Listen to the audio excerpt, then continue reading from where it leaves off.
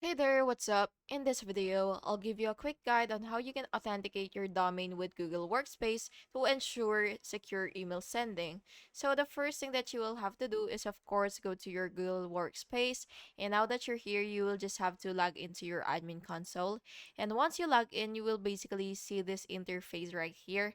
So what you will have to do is you will go to domains, which is right here. And then once you go to domains, what you will see is this dashboard right here.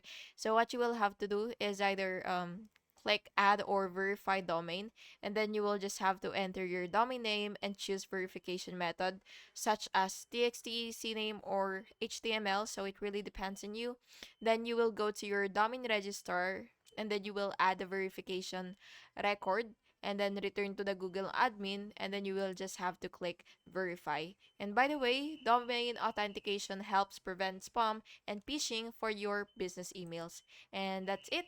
I hope you found this video helpful, and if you did, please make sure to like and subscribe for more videos like this. Thank you and have an awesome day.